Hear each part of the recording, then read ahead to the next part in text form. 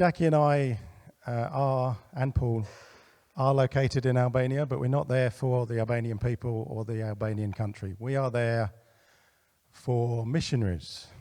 We are there for church leaders. As Keith said, we were 25 years ago, nearly 25 years ago, God said to give up the work that I was doing and to go to Cambodia. And so 5 years later, because he told us it was a 5-year journey to get there, 5 years later we actually did that. So in 2002 we moved to Cambodia. And in that time, I will testify to God's goodness, to his saving, to his walking through the valley beside us, guiding us, whacking us around the head when he needs to go in the right direction. But it's not been easy. This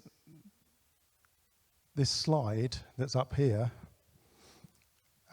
was actually taken in a maze.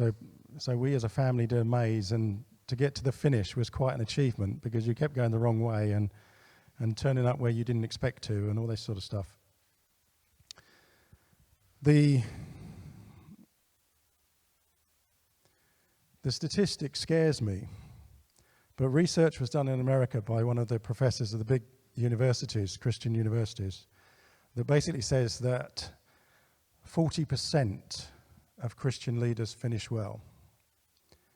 You may have seen some of the things on the news, you know, the money stolen, the things that go wrong, you know, the misuse of power, all of the things that happen.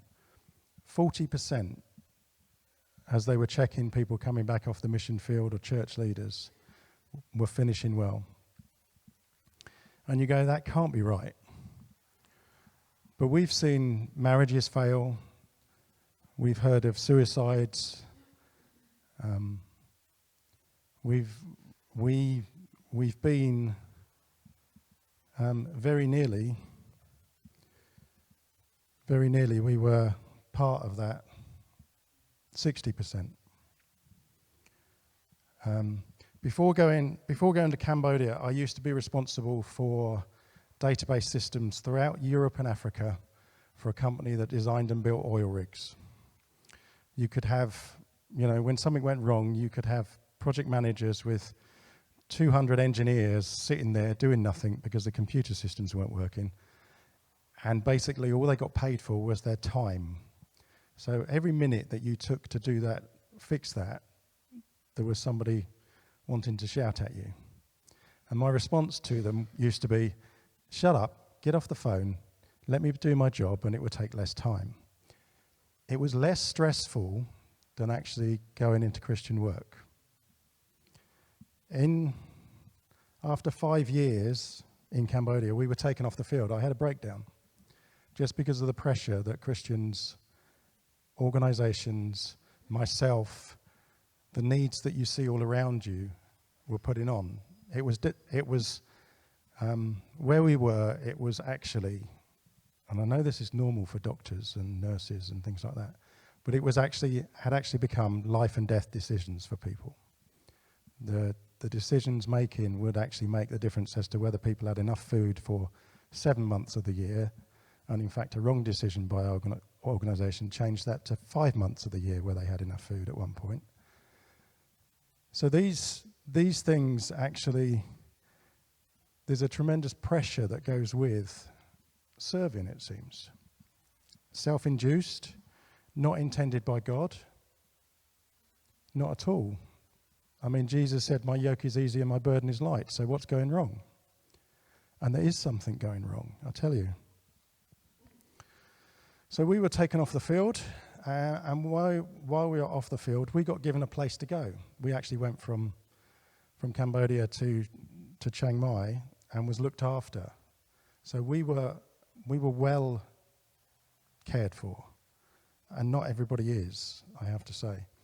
We had people to share with, so never neglect meeting together in community, because actually one of the biggest things that helped with our breakdown was being able to laugh in in a group of people that were just sharing meals together. That was all they were doing.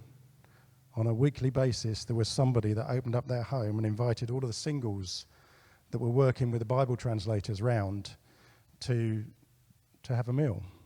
And in that time, there was lots of joking around and, dad jokes or young guys jokes at those times, because they were single. We did have godly and wise input. There was a lady that really scared me. She would, we were getting counselling from her, but she would say, God woke me up at 3 o'clock in the morning to pray for you. And I'm thinking, if I wake up at 3 o'clock in the morning, I just tell people I've had a bad night. I don't go, what is it, God? What do you want me to pray for? But this was that lady. So she seemed to know something about my life that I didn't even know myself. So God used her to counsel Jackie and myself. But we had time away from work and ministry. Now, we've seen this a lot. So what we're doing in Albania now is we want to provide a retreat centre for missionaries and church workers to go to step out of their ministry and actually reconnect with God. It's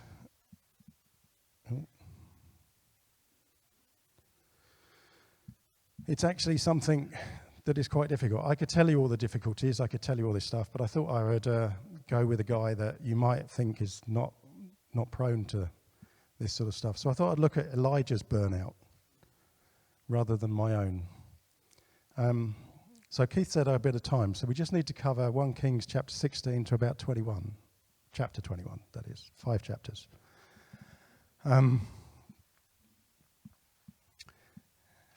Elijah was sent to Ahab, and if you read in chapter 16, it says Ahab was just about the worst king they'd ever had. He was worse than all the predecessors, and pretty much as evil as you're going to get. And Elijah was sent to say to him, there's not going to be any rain until I say so, which is what Elijah did. Left where he was, went to this king who has the power of life and death over lots of people, and said, it's not going to rain because you are so evil, you are destroying Israel, and it's not going to rain until I say so. Well, actually, until God says so. But so that's at the end, verse 29, if you want, of Kings chapter 16. I'm running out of space. I need a bigger one, yeah.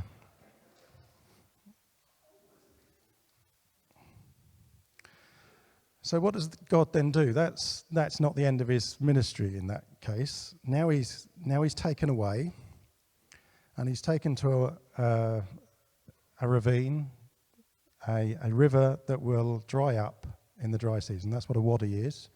If you read that, it's going to dry up. But that's where he's taken to drink from the water and get fed by the ravens.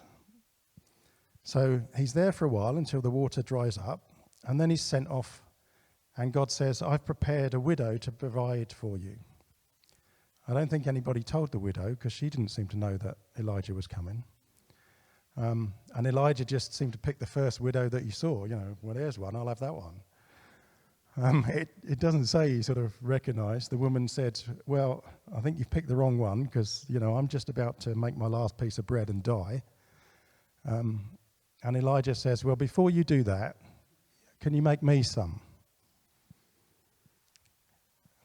This always amazes me, and she does.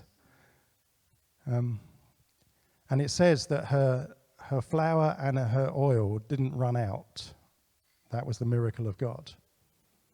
And then it says, after a while, her son dies. Now, her son must be quite young, which means to me she is quite young as well, because there isn't a husband around, there isn't a man there to provide for them. So the boy must be reasonably young. But he dies, and Elijah actually prays and says, God, bring his life back. This isn't funny. Paraphrasing, by the way, And when his breath enters him again, his life enters him again, and he's taken downstairs to his mum, it says, then she believed he was a man of God. She didn't believe before, with all the flour and oil not working out. Then she believed he was a man of God, is what it actually says. And I find that quite amazing as well. You know, it's sort of the stuff that we take for granted that we don't actually, you know, I don't know. I just find that amazing. Then after 3 years, so Elijah has been on this it's not raining ministry for 3 years now, having to live off of support from somebody that you wouldn't think would support him because she was the widow that was about to die. God's support plans are not necessarily the ones we would pick. So, you know, if you've only got the little bit to give, then don't think that there's anything wrong with that at all. What that woman did was feed him each day and gave him a place to stay, and probably endured the scorn of all the people around her because she's got a man staying in her house that she's not married to, and she's a young widow. So there was probably a lot going on there that we don't actually see in the story. So then Elijah is sent back to say, okay, it's going to rain now. And this is, we sort of miss this part of the story in some ways, because what we remember is Elijah taking on the 450 prophets, and, you know, they throwing water all over sacrifices and all the shouting and joking and messing about. But he was sent back to say that, okay, it's now going to rain after 3 years. He meets Obadiah on the way, who is a servant in the household of Ahab. And Obadiah recognizes him as the prophet Elijah. So when he's sent back, he says, go back to Ahab and tell him that, you know, I'm coming. And Obadiah goes, are you kidding? If I go back and you disappear, we've been looking for you for 3 years. If I go back and tell him he's coming and you disappear off somewhere else again, God takes you somewhere else, he's just going to kill me. And it actually says, you know, that Obadiah had hid 100 prophets from Jezebel. When she was killing all the prophets of God, he hid 100 prophets. Obadiah hid 100 prophets in a cave. Why is that significant? It's significant because later on, Elijah seems to forget it. So he then goes back and he does this thing where he takes on the 450 prophets of Baal and says, build an altar and call on your gods to actually consume the altar. Don't set fire to it. You know, prepare the cow, build your altar, jump up and down, dance around. I'll make fun of you. And that's what Elijah did. You know, he's there as they are trying to get their sacrifice to be consumed by the gods of Baal, saying, you know, perhaps they're asleep, you know, perhaps they're not here, you know, perhaps you should shout louder, and all this sort of thing. And he doesn't seem to be afraid at all. You know, 450 prophets, and he's taking the mickey out of them. And then, you know, when he gets fed up with that, he says, okay, well, you've had your go, time for the evening sacrifice. And he prepares the sacrifice, he chucks water all over it, he chucks water all over it again, and then decides just for fun, he'll chuck water all over it again. And then he asks God to accept the sacrifice. And the whole lot is burnt up in fire. So we're now into, you know, chapter 18 of 1 Kings. And then he says, you know, to kill all of the prophets of Baal, which is what he's done. So the king, Ahab, is there. He's had all of his prophets killed, and Elijah seems to be in total control of what's going on. And he then says to Ahab, you know, go and have something to eat because the rain's coming, which is why he was sent there. He was sent there to say the rain's coming. And he goes away with his servant, and it says he put his head in his knees. And I don't know whether he was praying or whether he was there with his head in his knees going, good grief, I just survived that. You know, the shock of what he's just gone through has just suddenly hit him, that he's just taken on 450 prophets, sacrifice, and just it better rain now. Because he sends his servant and there's nothing. And he's sat there and he sends his servant again and there's nothing. And I don't know about you, but if that was me, I'd be getting a bit worried about this. He sends his servant 7 times back. So this is not a man that's confident, in my mind. If he was confident, he'd be there saying, well, I'll just wait here until God's done. He sends his servant back 7 times to look for a cloud to say it's going to rain. And his servant eventually says, there's a little cloud there. There is, I think I can see a little cloud there. And so then we see Elijah saying to Ahab, right, you better run for it now because it's, your chariot's going to get stuck in mud if you don't make a move for it now. And then we get Elijah with the power of God running faster than the chariot. So you get all of these things and you think, well, this guy is just, he's listening to God and he's getting it right and all these great stories that he's going to tell because, they're there in the Bible. We read them. And then Ahab tells Jezebel everything that Elijah had done. Chapter 19, verse 1. And how he killed all the prophets with a sword. So Jezebel sent a messenger to Elijah saying, may the gods punish me and do so severely if I do not make your life like the life of one of them by this time tomorrow. So Jezebel has said, I'm going to kill you. Verse 3. Then Elijah became afraid and immediately ran for his life.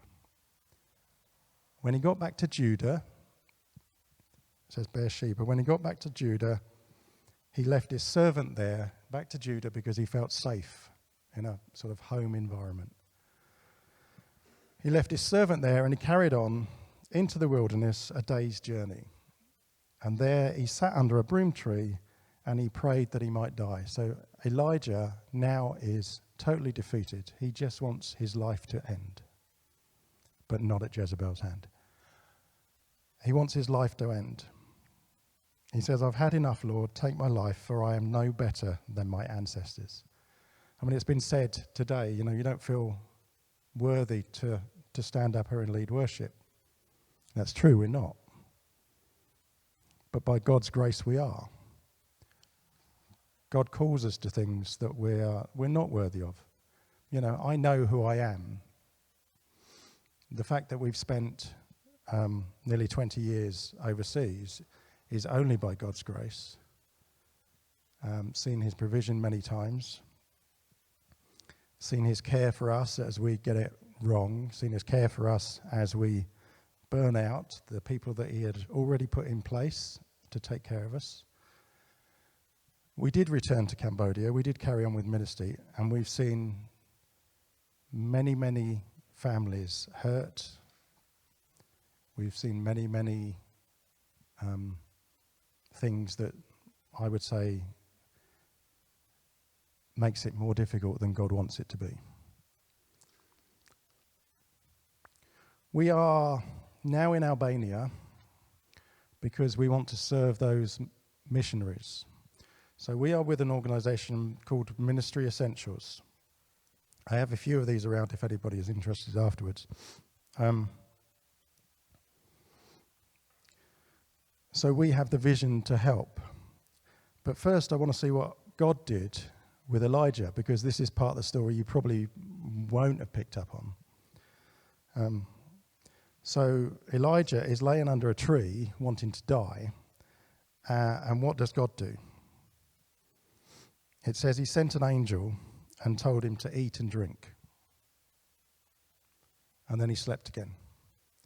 And then he sent an angel and told him to eat and drink. And then he said, you've a journey to make. And you need this to take that journey. It says, on the strength of that food, he walked 40 days and 40 nights to Horeb, the mountain of God. So Elijah is being taken to a place of God, a place of peace, a place away from his ministry that he was sent to. He's been taken to the mountain of God. He entered a cave there and spent the night. So basically, God hasn't responded to him at all yet, apart from giving him food and drink, telling him where to go, and letting him sleep. And then it says in 1 Kings 19 and verse 9, the word of the Lord came to him, and he said to him, "What are you doing here, Elijah?" Elijah's response is very telling, because it says, "I've been very zealous for the Lord God of armies, but the Israelites have abandoned your covenant, torn down your altars, and killed your prophets with the sword. I alone am left, and they are looking for me to take my life." I don't know how many of you over COVID have felt isolated, and you've missed the community that you're in. But this is exactly what Elijah was saying. He felt alone and isolated. I am the only one left. If you go back to what Obadiah said to him when he was just before his ministry was to say about rain, Obadiah said, I hid 100 prophets away from Jezebel. So Elijah has the wrong mindset going on, thinking he's the only one, that there's not other people around. But that is where he is. So God says, well, you need to listen to me. And this is the story, this is the account of when God is not in the earthquake, he wasn't in the wind, and he's not in the fire, but God is in the still small voice. So you need to be somewhere where you can hear God's still small voice, and that is the place of peace. And that is what we want to provide in Albania for people that are working in what are quite difficult mission fields there. I will tell you a bit about Albania. It sits in a place where there is no religious conflict, because they had 50 years where they had no religion allowed. So although it's 65% Muslim by village, they really don't hold their faith very, very strongly.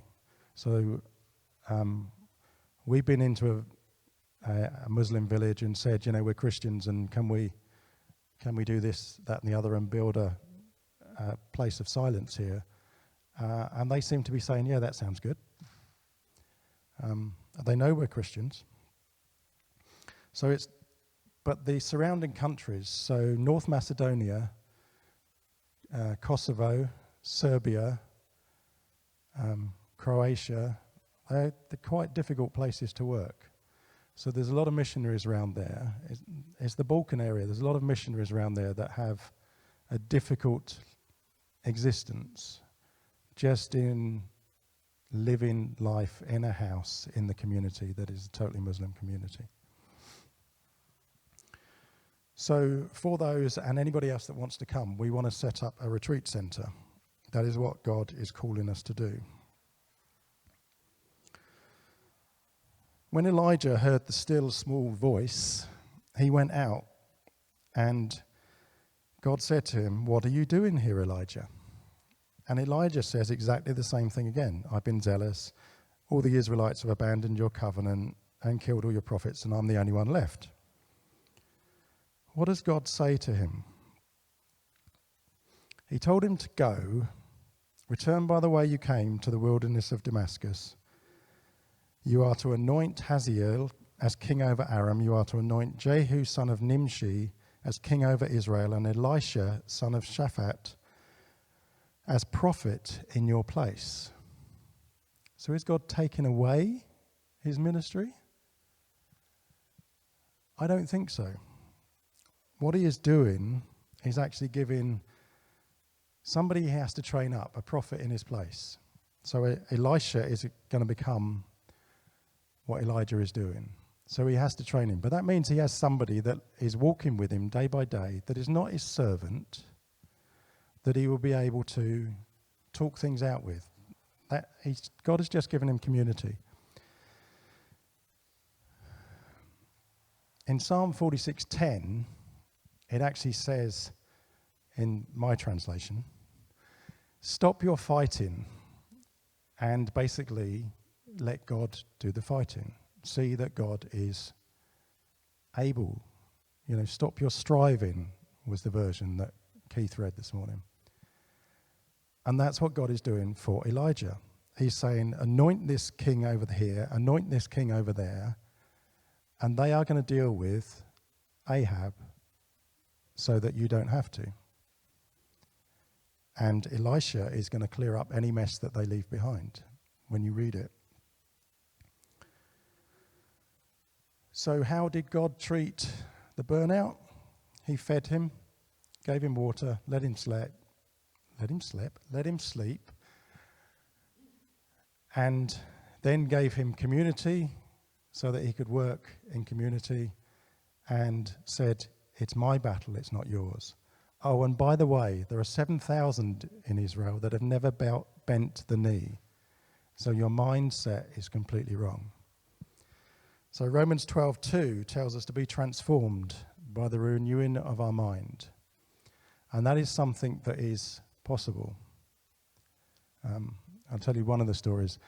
On a silent retreat that I did, I walked around a piece of grass 7 times because I felt like God was telling me to do that. I didn't understand why. And on the 7th day, I was standing there, and God said to me, can you see where you've walked? And just about nobody else would be able to see where I'd walked around that field.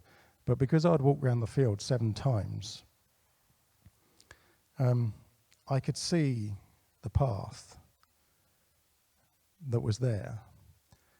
And often we don't see the path because we don't actually stop and look enough. Anybody else going to that field would walk past and they would never see that there was actually now the beginnings of this track going around this, where the grass is slightly crumpled and bent, and there's the beginnings of a path there.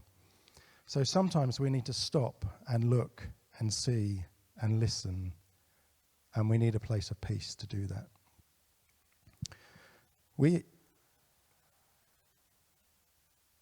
We have joined Ministry Essentials. They gather workers together. That sounds strange. They gather missionaries together. They make community for them, community that they can be trusted in, and that they would be able to talk out about their fears. Build into them just normal things, and deepen heart work through intentional conversations. So this is not always talking about the weather. This is saying we need to actually talk about things that really matter. When in Cambodia, if you ask somebody, they want to give you the answer that you want. So they try to say yes to you if you ask them to do something. But you learnt that if you ask for something and the person says yes, that means yes. If you ask for something and the person says yes, that means no. Did you hear the pause? There's a pause on the second one. So if you say to somebody, how are you? And they say, oh, it's great. Things are good. God's blessing me. It's fantastic. Just the other day, if you ask somebody, how are you? And they say, yeah, I'm great, thanks. The answer is no, they're not. And actually just listen to each other. And if they are a trusted friend and you think they would trust you, then actually ask them, seriously, is that really what you want to say to me? How are things? Because you don't want to get to the point of having that breakdown because you haven't accepted the community that God has put around us. So within Albania, what Jackie and I and Paul want to provide is quiet prayer days for people silent retreats because we've benefited from silent retreats. The first one was an accident, so 7 days silence was a bit of an accident first time. But we've seen such movement where God actually deals with us when you just go, okay, God, I've not got an agenda. It's not about visioning for the church, or I'm not going to come and say I want this, that, and the other. It's just come for 7 days of silence. What do you want to talk to me about? My last silent retreat was God preparing me for my mother dying while I was still in Cambodia, to actually deal with all of those things that I believed that she wasn't a Christian, and to have to process all of those things. If I had been busy and had learnt that my mother had died, I would not be prepared. But God is so gracious that he actually took me out of work and busyness and dealt with all of those things that I would have to deal with. So at the time, even before I got told, I knew that my mother had already died while I was on a silent retreat. But God had dealt with what he needed to in my life in order to allow me to move on and deal with it in a much better way. So we want to provide that silent space for people. We want to provide workshops just to challenge people about what they really believe and whether they should be that driven and whether they should be accepting community. And we want to provide community. We call them focus groups because they may be particular groups. You know, getting the guys together is a focus group. Getting the women together is a focus group. You know, getting people together around doing craft may be a focus group, but it builds that relationship so that then people, at the time they need it, will have somebody to talk to. And hospitality, just, you know, inviting somebody into your house and giving them a meal and one that they haven't had to cook is always a good thing. So these are all things that is, you know, it's not rocket science, as they say. So we're doing nothing special. And I would say, nor did God with Elijah. He fed him, gave him water, place to sleep, tried to correct his wrong thinking, which is all we're saying we want to do. So we are hoping to move into a bigger house. We've not been able to get back to the UK for the last 18 months, obviously.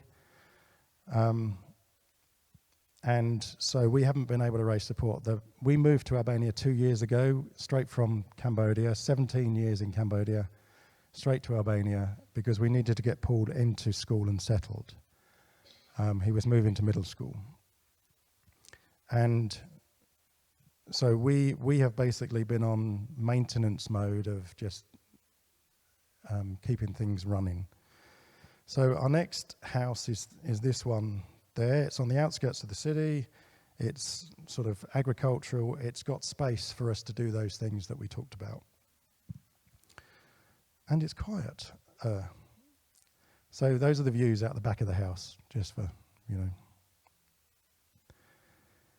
It's a house that needs work, so we've got basically the whole downstairs to do. We would be renting it.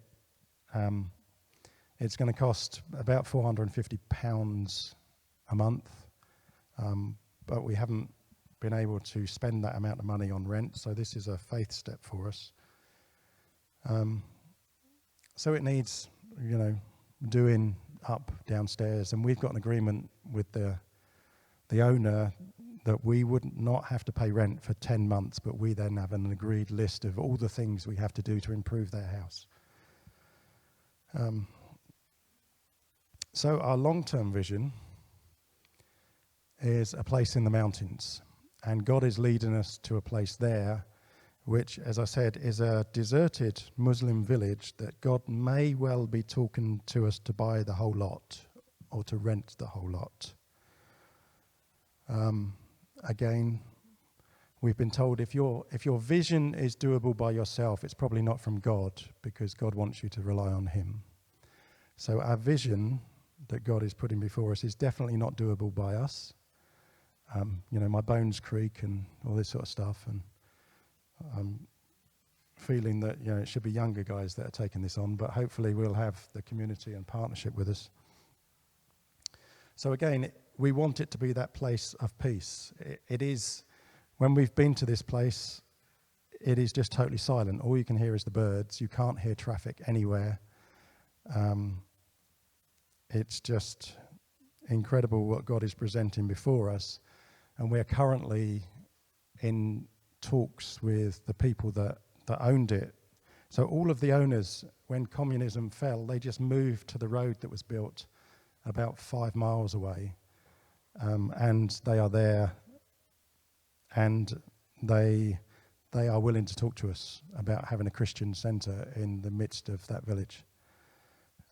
So that is one of the things I need to do when I go back, is to start that conversation to find out if they really own it. In Albania, there's mafia, there's corrupt government, and without the right land titles, things can get very tricky very quickly. They also have, 100-year-old family feuds where people are still getting killed and stuff. So we want to make sure that the village is not in the middle of one of those as well. So there's a bit of work to do, but God's will lead. So if anything that I've said to you has touched a nerve, if you support missionaries, if anything, then there's things that they need. And what they actually need is a two-way partnership. They need a partnership. I mean, we need a partnership team. But missionaries need a partnership team for prayer, which is not something that you're going to be surprised about. So to pray for all these things. But you see, it says a two-way partnership. If you are in contact with missionaries, then send them your prayer requests, because then they're not having to just report to you about what's going on and, tell you all the good things, and try and hide away from all the bad things that they think you don't want to know. But send them your prayer requests to just say, hey, I was, read your prayer letter, and I will pray for you. There's a few things going on in my family that you can pray for us for, or in our church, or in our, whatever it is. It's a two-way.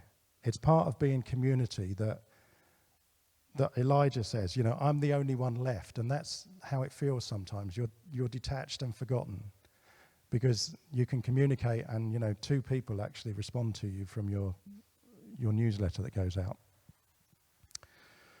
I'm here because Keith responded. Encouragement. However you do that encouragement, whether it's a Facebook, whether it's, WhatsApp, however this person communicates, however you communicate with that person, if it's sending a letter, if they still exist, stamps and paper and all that sort of stuff. But that encouragement to say you're not forgotten, we remember you're there, and if you sort of suddenly have this thought pop up in your head, then entertain the possibility that God is waking you up at 3:00 in the morning to actually pray for somebody, or to actually, so if you think about somebody, then think about sending them just that little contact of encouragement, because it may be that they're going through something at the moment that just something needs to be there just to encourage them. And obviously with living, we need financial support. I have to be honest, we need those 3 things to keep any missionary on the field.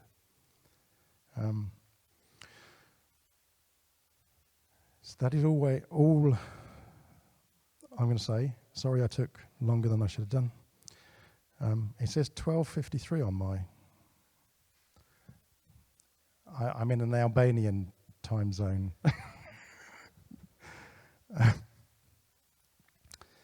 So yeah, please join our partnership team. It's a thing that we do together. So if the vision of helping missionaries and church leaders stay connected with God actually appeals to you, then we need you as part of our partnership team.